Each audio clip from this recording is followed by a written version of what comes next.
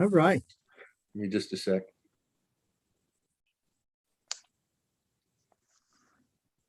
Morning, John. Here's Dr. John. All right. Thank you. All right. Give me just a sec. Good.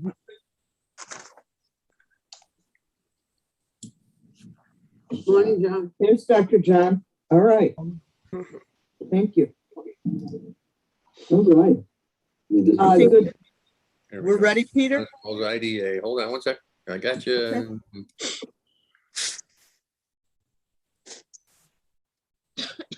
Looks like we're live. Okay, All right. Thank you, Peter.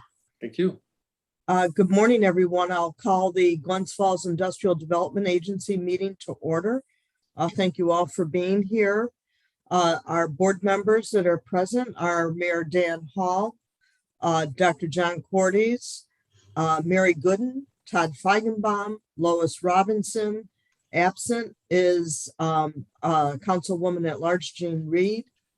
Our staff and advisors are all here, and I want to thank all of you for joining with us today. We do have guests who are presenting a project to us, and that includes Tyler Herrick, and I think Ed Moore is with him from the 88 Ridge Royal LLC, better known as the Queensberry Hotel.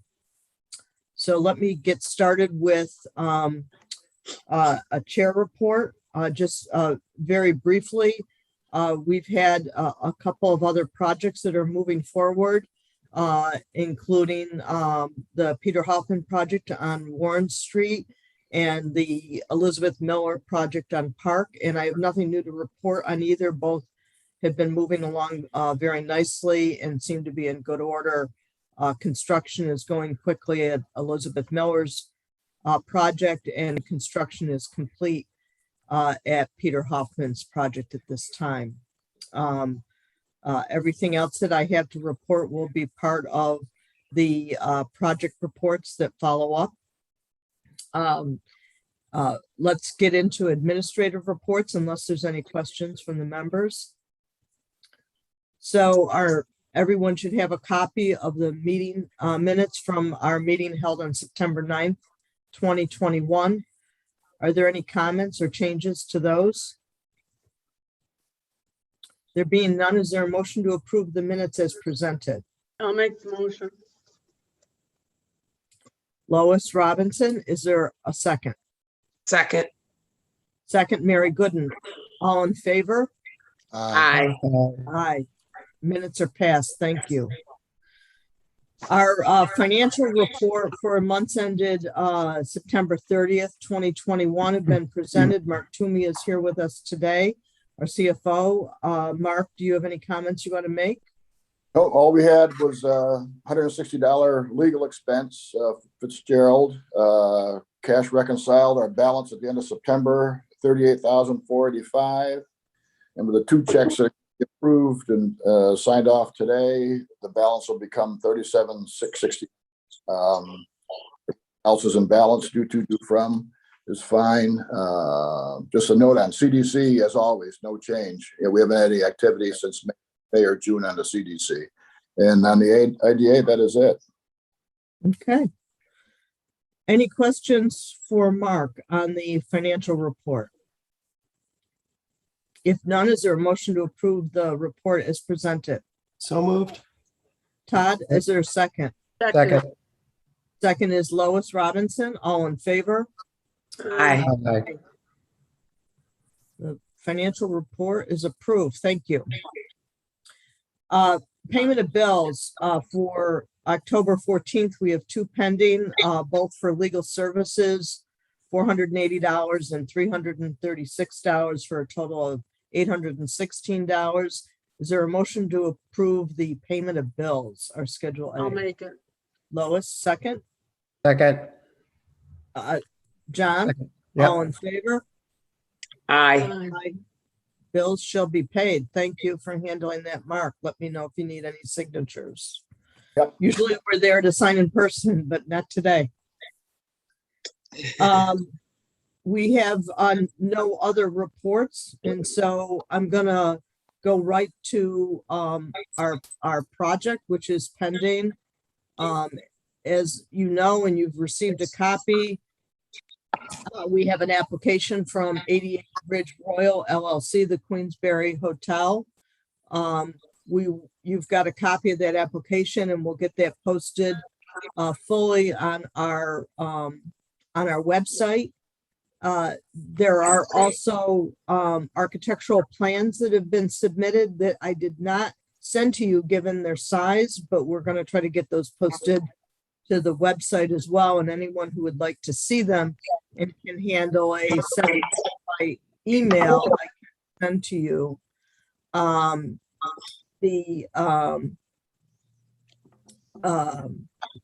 I think hopefully too, you could also come to City Hall and see them if you wanted. But I think you're all familiar with the Queensberry. They have an existing agreement with the IDA for renovation work that was completed, I think in 2019, 2020, to update the guest rooms and some other common area spaces. This new application calls for the expansion of the Adirondack Ballroom, a new banquet production kitchen, and some other renovation work to update a few of the smaller interior spaces at the hotel. They are requesting a sales and uses tax exemption to help with the rising cost of construction materials and supply chain issues. They're also asking for a mortgage recording tax exemption, and they have a financial closing for financing pending with a local bank. We have an existing pilot agreement, and they are not asking for an extension or a change to that existing agreement. And so at this point, let me turn it over to Tyler and Ed, and to add whatever they would like to their presentation. Thank you. Good morning. Thank you all for the opportunity. I will try, for those who haven't seen it. I've never done it before, but I do have the file. Peter, if you want to walk me through how I could share my screen.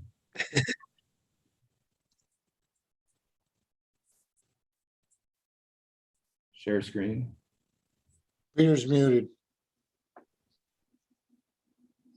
Peter, you're muted.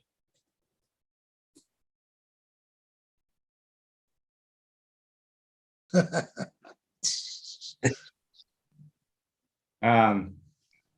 if we can figure that, we can definitely.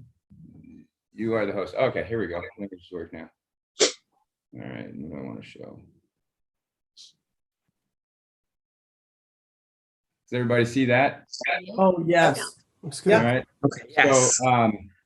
So you know, since the Moore family purchased the Queensberry back in March of 2016, you know, we appreciate the support with the first pilot as well as the sales tax exemption on that project.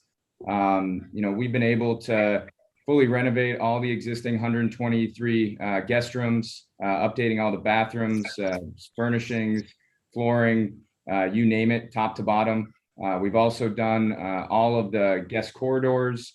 We've done the lobby. We've done the existing meeting space that was original to the building in 1926. And we've also, you know, done both of the restaurant spaces. So this project was something, as Judy said, that, you know, we had always been discussing originally in our first application, you know, with Ed Bartholomew in 2016. You know, this was, you know, kind of a second phase that we had always kind of desired to do, but we knew we had to get, you know, the rest of the building up to par before we could start talking about any sort of expansions.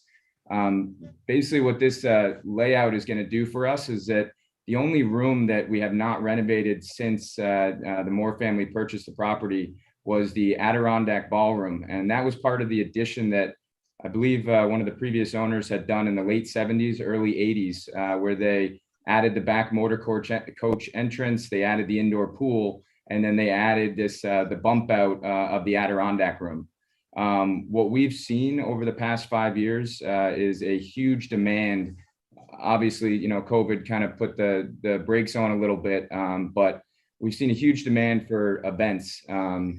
About 60% of our business model is weddings, social gatherings, corporate, functions. And then as we've seen, that we've been able to grow over the past 5 years, a lot more of, large conventions, like when we hosted the police chiefs convention this past summer, the EMS convention. And, unfortunately, because of the size of the rooms that we had and the flexibility of those spaces, we were missing out on a solid amount of that meeting and convention market because we just didn't have enough space. Same goes for weddings. Our existing Queens Ballroom is beautiful, and we've been able to restore everything back to how it was in 1926 with a little bit of some modern flair with the color schemes. But in reality, the largest event or wedding that we could really do in that space was about 175 to 180 comfortably. We do have a gold room attached to that, but really having one big open room was always that, do you have that kind of question? So this renovation, it's about approximately a 5,200 square foot addition off the back of the building. It really does, as you can see from the design, fit in nicely with the property. I think Finney did a great job working with the Historical National Preservation Society as well as SHPO to ensure that the design elements, kind of matched what we have on the Maple Street side of the building with the large arch windows and some of the other design features. This is going to allow us, if I can go to this next page, basically what you can see here is this right here is the existing Adirondack East and West rooms. And this is the, proposed expansion. We're still going to have the versatility to subdivide this room into 3, where we'll still have the Adirondack East, Adirondack West, and then now the new Adirondack North Ballroom. The other huge benefit for this expansion is, the kitchen that we currently have right now, is a good sized kitchen. But, when we took over the property, they were holding about 380 events every calendar year. And pre-pandemic, we crested a little bit over 900. And so when you add that volume of catering and event business to the, expanded business that we've been able to grow with Park 26 and Fenimore's, the cooks and the staff in the back of the house, they just need a little bit more room to be efficient and, produce the quality and level of food and services that we're trying to offer. So this back area right here, I believe it's approximately, this is an older rendering. You have a newer one. I'm sorry, I couldn't download the most updated. Really, the only difference is a slight change in the configuration of the storage room. But we're adding about a 1,100 square foot banquet production kitchen. We'll have some storage. It's also, we're gonna, hopefully help some, not that there's major traffic on Maple Street, but we're gonna switch all the deliveries of our tractor trailers and everything and have them start delivering in the back of the property. So they'll come in off of East Washington exit. So on, busy days or events in the park, that will definitely, alleviate that congestion. And, it's gonna allow us, just for example, between 2019 and the beginning of 2020, before the pandemic hit, we turned away approximately $700,000 worth of business because we just didn't have the space. And that could be numerous things, a wedding. We already have one wedding and we had an inquiry for another wedding. And if we had a little bit larger room, we could have taken the second one. We have, very busy weekends. So we just maybe didn't have enough, meeting space or another event space for that added group. So we feel very confident. The demand has returned and then some. We've been very fortunate to really get back to pre-pandemic levels of revenues. It's been an extremely very, very busy, summer, just like everybody's, probably heard from the occupancy tax receipts for all tourism properties in the region. But, we are primed right now to really have, we had a record September, a record October is on the books, and everything's moving in the right direction. And, we're just pleased here at the property that we have the support of the ownership and the ability to do one of these type of renovations, even during the pandemic. with all the, struggles and price escalations and supply chain issues that, I'm confident that when we come out of this, a lot of our other competition or other places in the region just didn't have the ability to make that investment, during the downturn. So as things start to stabilize, we're going to really hit the ground running. We've already, rebooked the police chiefs, based on this expansion. We've worked with the New York State Hearing Impaired Association, and they have booked all the hotel as well as the room for a conference next September. And we've already put about 3 to 4 weddings that could not have been accommodated downtown without this addition for August of next year.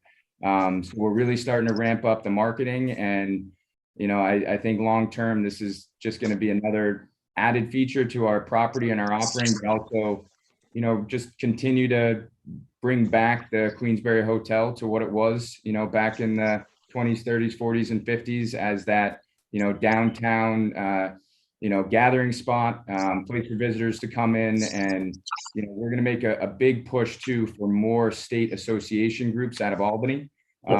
And even trying to get, again, more social gatherings and things like that. But a big impact will be the midweek business. I mean, we've done a good job at filling all of our weekends, but getting those conventions that have the stay pattern of Sunday, Monday, Tuesday, so then we can, keep those high occupancies straight through the week is what we're going to strive for. And I really do feel it's attainable. If I may add, this is Ed, just a little bit to Tyler. Great job, Tyler. One thing I'm very excited about and proud that we've created here is the employment factor. When we took this over in 16, there were 38 people, I believe, that were working here. And sadly enough, we let only 3 go, and because we just felt they didn't fit. Pre-pandemic, we had 108 people working here. That's a huge, huge impact, full-time and part-time. And we're cresting up to that again. And another thing that I love about what's gone on here in our beautiful community is Tyler and Jeff Mead at the Cool Insuring Arena have been collaborating more and more. There's an event down there last week that they are both, collaborating on, and it allows them to work together. And this convention type business, as they collaborate more and as we put this in a beautiful place to be, and as things continue to improve at the arena, we're going to be able to bring a lot of people downtown in that collaboration with the 2 spaces. So what does that do for the walk around traffic and the people buying and eating here? And it's amazing, amazing impact on our community for all the good reasons. So that's the only thing I'd like to add to that. But other than that, I'm sure any questions, please come. So let me start, and I just want to mention to the members included in the documents, I think everyone is aware the Queensberry is a historic building, and the local approvals have been made for this project from our planning board, as well as SHPO and seeker. And so those documents are included. I would like either Tyler or Ed to mention the number of temporary and permanent jobs you see being added due to this addition. I know that's reported in your application, but if you could repeat that for this live record, that would be helpful. And we do have a report from your contractor that about 13,500 hours of construction work will go into this, and we understand the construction period is somewhere between 6 and 8 months. So please reference that as well, or confirm that. Like as Ed said, when with the seasonal workforce that we had, we did, press right over that 100 number again this summer. Currently, we're hovering around the 80 mark, but again, some of that is part-time seasonal. Some of that is new hires. We got to see how long they stick. But, it's our belief that, we're going to need to hire, approximately another, 10 full-time associates, year-round benefit eligible. That would be, people in the kitchen, cooks, prep cooks, dishwashers. But the trickle down is also going to be, and it's a kind of a hard number to kind of throw at, but is just the added, support services. We're going to have to add another conference service and sales manager to handle the influx in business demand. We're going to have to probably add, more housekeepers. Right now, obviously, like everybody in the region, we do have the ebbs and flows with the housekeepers, and I'm really confident that we're going to be able to keep more on full-time year-round as a result of this project. In addition to that, I assume there'll be more need for, group rooms coordinator positions, front desk positions, public space areas, function setup. The list goes on and on. I was trying to be conservative, as I tend to be in some of these reports, that, I think that number will probably be higher. But, I do feel that we'll at least need an additional 25 people between full-time and part-time once we kind of ramp this project up. Okay. There was some more. I did email them late, Judy, but there was a little bit more detailed information from V&H, our contractor, that somebody sent late, and I forwarded over with a little bit more specific numbers, less man hours. Okay, and we'll add that. Let's open it up to the members. Any questions?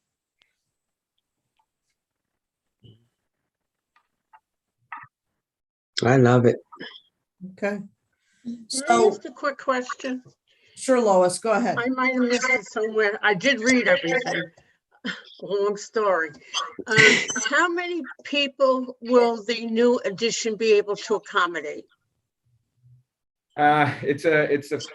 You see, Lois, you do know Eric, because that's something that Eric's been asking me for a long time. We're very confident that we're going to be able to do plated dinners for up to 400 in the whole space. The drawing that Finney has provided, if I can get there. I may not be able to find it. There's too many, as Judy said, it's a very big packet. But the drawing basically is based on 350, but that drawing has a sizable dance floor. That drawing also has space for a buffet. So, we believe, and we're selling it for be able to do 400 for a plated dinner, to be able to do up to 700 for, a casual reception that doesn't, need all the tables and chairs. Cocktails and hors d'oeuvres. Yep, cocktails and hors d'oeuvres. And then the added benefit from the project too is the existing areas. So over here, this was the old Saratoga and Washington room. Those are going to be removed. And now we'll have this very large pre-assembly area outside the Warren room that you can also access the Adirondack North Ballroom entrance in there. So, we feel that if there's an event for, say, 350 to 400, we're going to have cocktail hour and all this space out here in the kind of concourse, so to speak. And then they would flow into the main room. We're also talking about for weddings of maybe 225 to 250, we can do that in the Adirondack North and then use this front space for their cocktail hour. But it's very flexible, very versatile. I think classroom setup, we're pushing 250, and theater style, we're about 500 to 600, depending on the type of chair that Mr. Moore lets us buy. So then you're probably in the same class as the Sagamore with that addition. I've worked there for 14 I have an years. idea what they hold. Yeah, they do. I mean, in the one space, this is going to give us in that one room. We won't quite be as big as the Sagamore Ballroom when they take Bellevue, Nirvana, and Wampanoag and put them all together. That's still a little bit larger, but we're going to be just as big as Gideon Putnam. We're going to be bigger than Six Flags. I believe bigger than Heritage Hall. And then that with all the, we are soft branded with Historic Hotels of America. So, we can really start trying to tap into, that heritage traveler even more. And other discussions have come with other soft brands, but we just don't know if we're going to go down that road yet. If I can add another thing there, when you mention that, is that there's only, like Tyler just said, about 3 or 4 places in our region from Saratoga up to here that will be able to handle that. And that's huge. And as we talk about our community, that people come and they don't have to eat here. These conventions come, we tell them all the time, go to down at Raoul's, go to Morgan & Co., walk over to Davidson Brothers, go to Thai Sushi. So what this brings to our community is amazing. As we all know, our downtown has thrived in the last 10 years. So I just think all these things are very exciting. The other thing, I mean, is that's also what we feel makes our offering different is Glens Falls. You know, when I spent 14 years at the Sagamore, you know, it's a beautiful property. You can't match the views and everything, but you know, you had to stay in the hotel or the lodge, and then you had to walk over to the conference facility. There's a nice downtown, but off season when they try to push a lot of their events, there really isn't much to offer in downtown Bolton when those seasonal properties decide to close up. And what we have here is and being able to walk the city where everybody can come, they can rent the hotel, they stay upstairs. You know, police chiefs, for example, they had 3 days in July where they had a complete buyout of the hotel. They only did, you know, 2 meals with us, and the rest, you know, that was bringing 350 attendees to the community for 3 days at the beginning of July. So we're going to push that hard. And I think that the downtown is a huge asset to us that a lot of those other properties we mentioned don't have.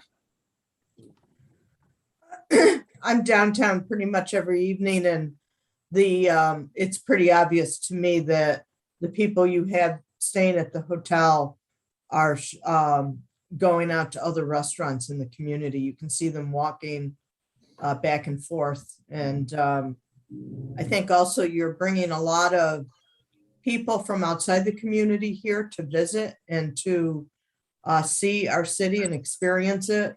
The out-of-state, you know, parking or out-of-state license plates you see in the area because of the hotel is significant. You've reported to us what you are bringing in from out of state, and it confirms, you know, what we see parked around your facility. So thank you for that.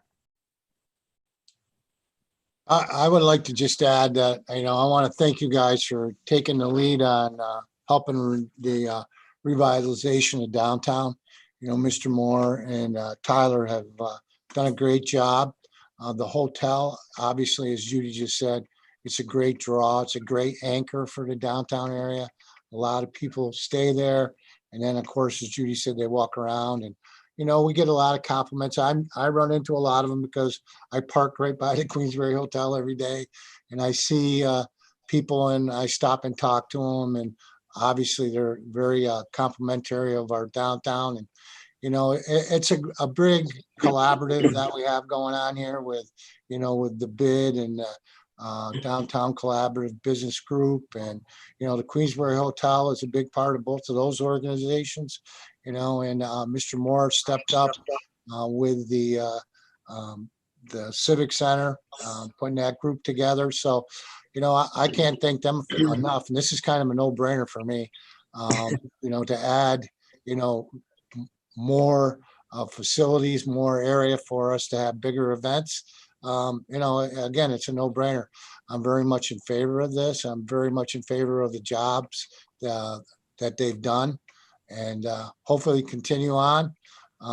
In 79 days, I might be looking for a job because I do have experience as a waiter. So just in case you know, but I'm very thankful and appreciative of all you guys have done. So that's all I got. Thank you. All right. I recently was in your Fenimore pub. The food was fantastic. The service was great. And I've been real busy telling everybody about it. Great place. Thank you. All right. Any other comments or questions? Okay, so we do want to hear from the public on this. And so we will have a public hearing in a minute here. I'll call for a resolution to approve that. If we're going to go forward, and it sounds like this group is in favor, we want to help this project to get under construction as quickly as possible so that the contractor can deliver the finished product by the end of May. And so we do need a little bit of time to announce a public hearing and to invite the public to that. I would be inclined, if I can get a quorum from our members, to have a meeting on the same day so we can take final action the same day as the public hearing. And so we'll be reaching out to everyone to determine what that day is that works for everyone. And we'll try to get that done today after this meeting. And then we will work to get our announcement published in the paper as quickly as possible. So for now, I call for a resolution accepting this application for financial assistance that was submitted by 88 Ridge Royal LLC. I'll make that motion. All right, is there a second? Second. And then further, I call for us to call for a public hearing to be announced before the end of this week for the public to come and speak on this, and for a special meeting for the board at a date to be determined, hopefully by today. Is there an approval of that motion? So moved. Second, all in favor? Aye. Aye. Okay. So Ed and Tyler, that is, we'll get back to you with those dates as soon as possible. We'll ask you to be available at that public hearing to present to any, respond to any public comment. And we'll move forward from there. Sounds good. Thank you very much. We appreciate everything. Thank you so much and have a great day. Thank Thank you. all. Thank you. Okay. Great day. Any other business to come before the IDA at this point? Okay. There being none, I'll call for a motion to adjourn. And while we do have a meeting scheduled for November, which is on your agenda there, I think that we may be having that special meeting in about 2 weeks, hopefully. And I'll get back to you today on that. Is there a motion to adjourn? I'll make it. Lois? Second by Mary. All in Second. favor? Aye. Aye. Aye. We're adjourned. Turn it over to you, Mayor. Okay, thank you, Judy. I'd like to call to order the Greater Glens Falls Local Development Corporation meeting for October 14th to order. We do have a quorum. We'll start out. I'm going to hold off on the chair report. That'll happen. I'm going to have Jeffrey go through some stuff along with Jim. So I would look for approval of the minutes of the meeting held on September 9th, 2021. I move. Second. All in favor? Aye. Aye. I'll turn it over to Mark. Mark, you want to give us the financial report? Yeah, only the updates we had expense wise, Fitzgerald bill for 208, CT mail bill for 4,000, our normal insurance expense coming from prepaid for 1,220, and payroll was the checks clearing were 1,284. So our cash balance at the end of September on the operating account was 11,545.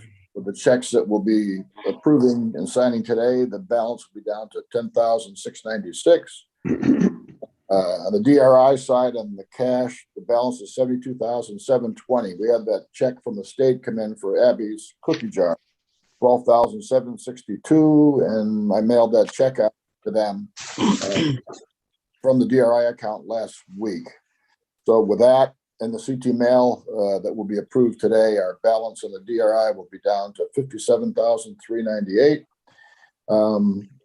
Still holding on that incubator, that the cash account and incubator is 68,317. So not sure, when we may need that additional money, write that check from incubator to LDC, but that would total a little over $6,000 if we do it. Let's see.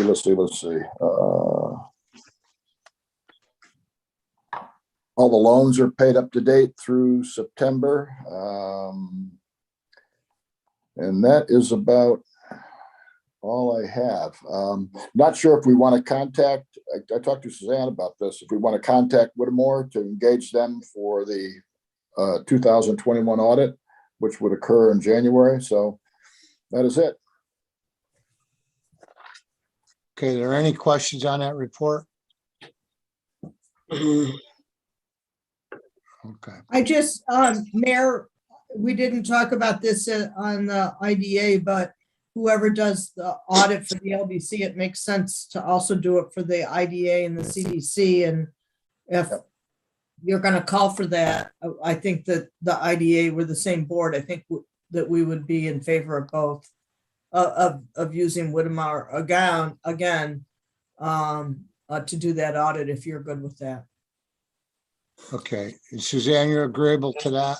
Yes, I can ask Colin for an engagement letter. Okay. Yep.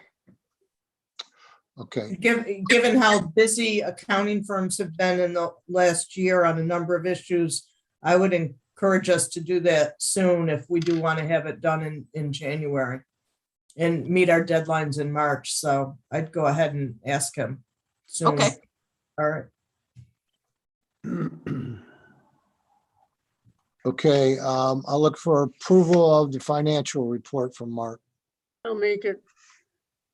Second. Second. All in favor? Aye. Aye. Mark kind of went through the payment of the bills.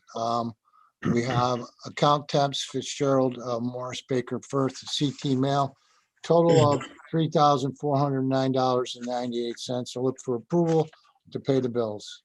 Make it. Second. All in favor? Aye. Aye. Okay, so now we'll move on down to our project reports, basically the chair report. I'll turn that over to Jeff, and I know that Jim will probably chime in again. And we've had some questions about where we are on the DRI, and these two guys are pretty much running the show on that right now. So I'll let them give us an explanation of where we are with these projects. Thank you, Mayor. I'll try and keep this as brief as possible, given the length of the IDA meeting, but there are some things going on that I want to make sure everybody's aware of. The DRI, you may be aware that, you know, in the development or the design, I should say, of the market center, right? What we once referred to as the year-round farmers market, that sort of took on an expanded role, given the size and the scope of the building. We got some designs, some preliminary designs, and then some estimates that attended those designs, and they were significantly over the budget we were looking at. And when I say significantly, I mean on an order of magnitude, more than double. Wow. So the original budget had been roughly 3 million, as we could see, and we got estimates back for about 6.6.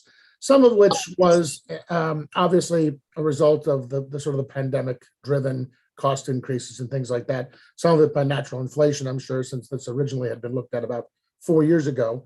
And then some of it was sort of, what would you call it? I guess mission creep, I guess is the term they use in military, about sort of trying to do maybe a little bit more than we could afford. So once we got those, we did two things sort of simultaneously. One was to sort of go back to the architects, Envision Architects, the firm who had been working with us, to see if we could sort of rejigger the scope and the scale of this, quite frankly, a little bit. We also wanted to incorporate this to see if we could incorporate the market center building better with the incubator building. As you may know, the original intention of the first floor of the incubator was and still is to use that, to have the city use that as a commercial kitchen and other sort of commercialized space, if you will.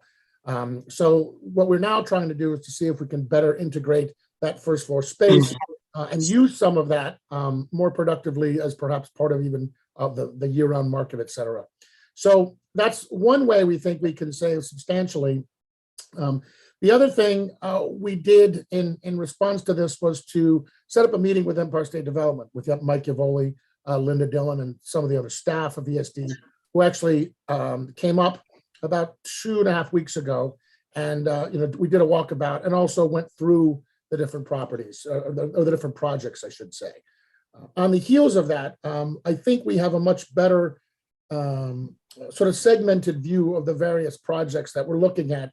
And to summarize them pretty succinctly here, of course, Bonaccio, with whom we've been discussing as the private developer on these projects, is now looking, they're looking to build a multi-use facility on the north side of Elm Street, essentially where the pavilion now is, and where they also already own Sandy's. Looking at a sort of a separate project, if you will, on the south side of Elm Street there, as we're talking about the two buildings that LDC owns, as well as this sort of market center building. And then we're looking at a parking structure in the Elm Street lot. And the reason I'm sort of segmenting those projects is because we need to look, we had to sort of separate out, if you will, the various pools of money that are available from these various grants that we have as part of the DRI. So without going into too much detail about those, what I can say, and I'm happy to go through those details, by the way, if anybody's interested in them at this point. But what I can say is that I would say, got a relatively full-throated blessing from ESD as far as the sort of a modified plan. And when I say modified, the primary change in design of the downtown area would be the relocation of a parking structure from behind Sandy's and the previously the building that was going to be next to Sandy's, and moving that over into the Elm Street lot, which they were very excited about because obviously it allows Bonaccio, we'll say, for the want of a better term for the developer, to create a larger sort of multi-purpose building, which is really what the funding is designed for, right? To encourage economic development. So we did a walkabout after we were done with the meeting in City Hall. They were with us for maybe 2.5 hours. So it was a good, long, sort of thorough meeting. I think we're on the same page. We're working at getting some of the sort of revised preliminary documents that we have to sort of submit in order to codify the modified plans that we now have, and we'll be moving forward with them.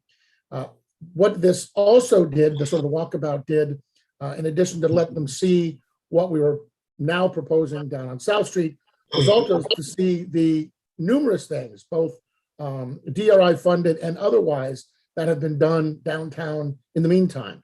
They were extraordinarily pleased with things like, of course, WorkSmart, the space that has been funded by the GF Drive.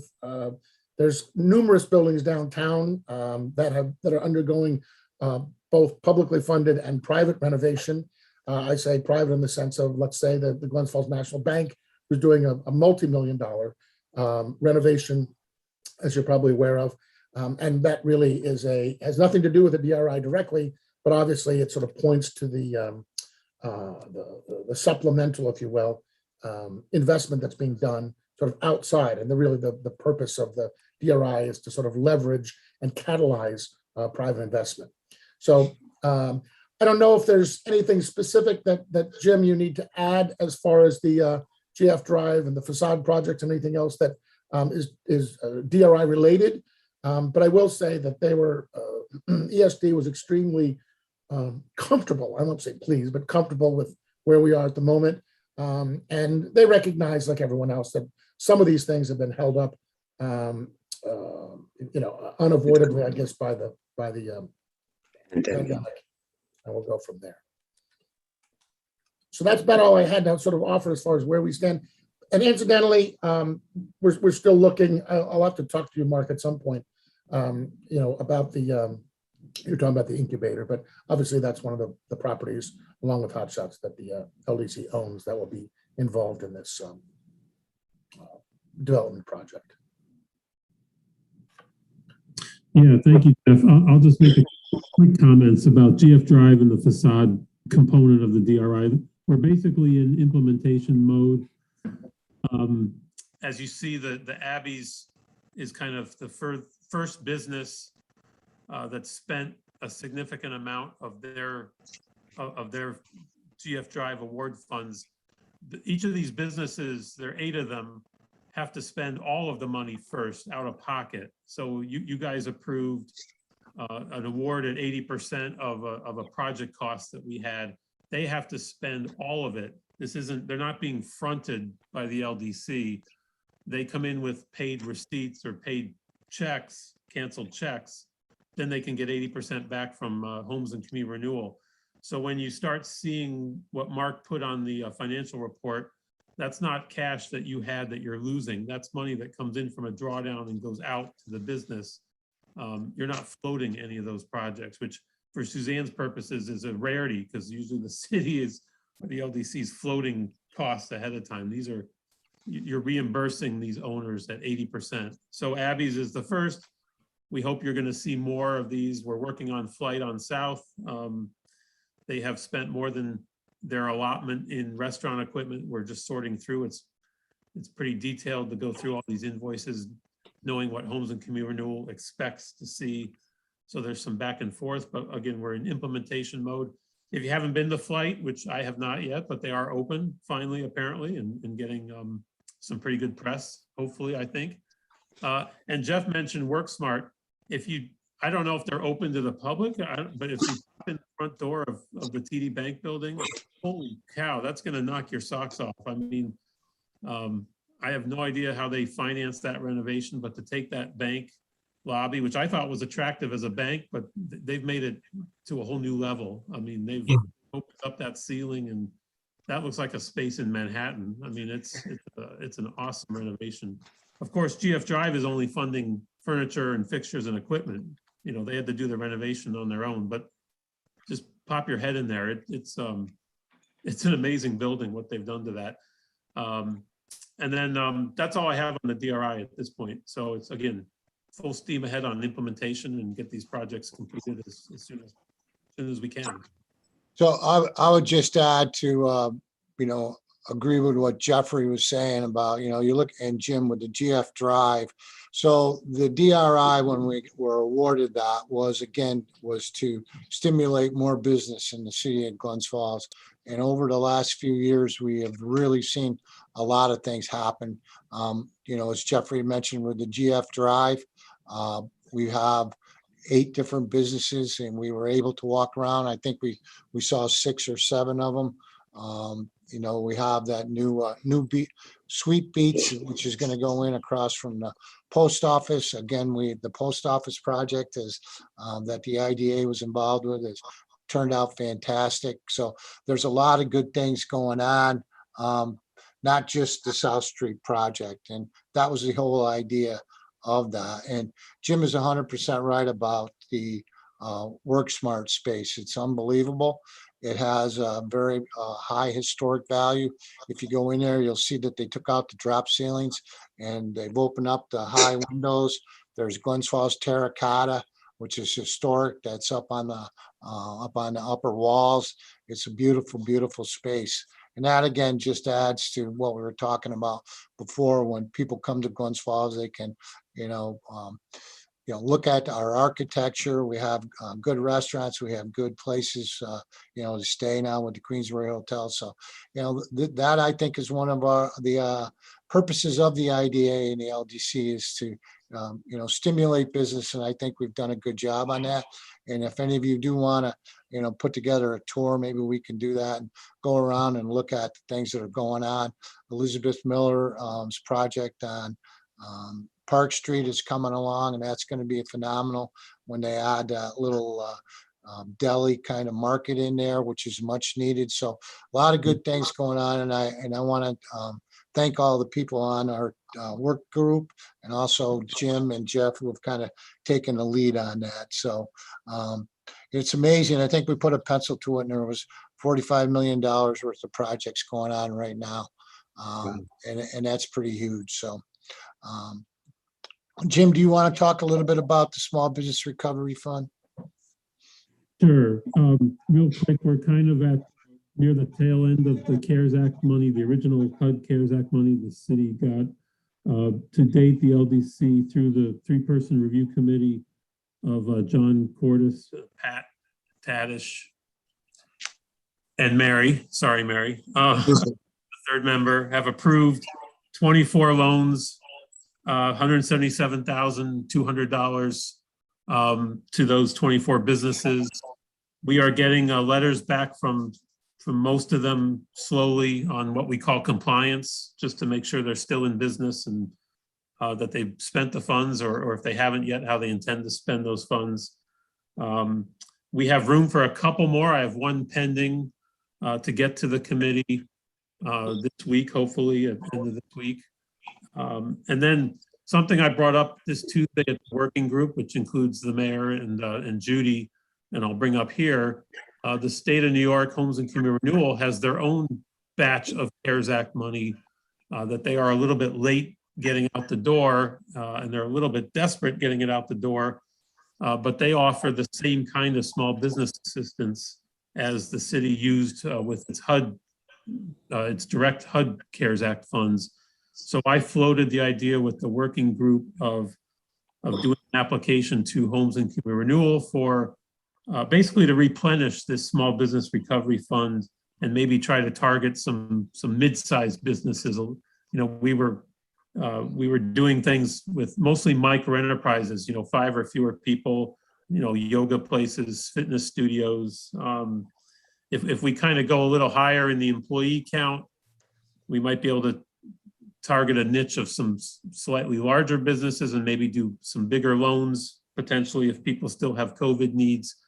But the state is trying to sort of give away this CARES Act money because they're under the pressure by HUD to get it out the door. And the working group, I think, was favorable to going in for some additional state CARES Act money to basically keep this small business recovery fund going. I'm thinking in the $300,000 range for 10 to 15 more businesses, but those are just sort of rough numbers. And I think if this group also agrees, because you really are sort of the economic development committee for the city, you know, we'll move ahead on that application process and see if we can keep the small business fund recovery fund going. Great. Thank you, Jim. Appreciate that. Yep. I'd say, I don't know that we need a motion on that, but again, I could just tell you that I think that working group also was in favor of you investigating that and see what it takes for us to get that moving forward. Well, why don't I'll make a motion that we submit that application in case Jeff does need that for the application, he'll have it. So I'll Okay. make a motion that we approve the authorization of the I'll LDC to second. submit an application to Homes and Community Renewal. Okay, And I'll Judy second. made the motion. Lois made the second. All in favor? Aye. Aye. Aye. Good work, Okay. Jim. Is there any other business that wants to come before the LDC? Okay, I don't think we need an executive session, so I'll look for a motion to adjourn. Makes a motion. All right, all Go in on, favor? I'll second All Mary's right. motion. We're adjourned. All Take it right. easy. Bye, everybody. Bye. Good to see everybody. Good to see Susan, you. I'll be down later to sign the checks. I'm gonna Okay. leave the, Mark, if you can leave the checks with Bernie, the mayor's secretary Okay, today, because I have half-day vacation, so I want to make sure that it's gonna get signed today, so okay. I'm gonna leave it with Bernie. I'll bring them up. Okay.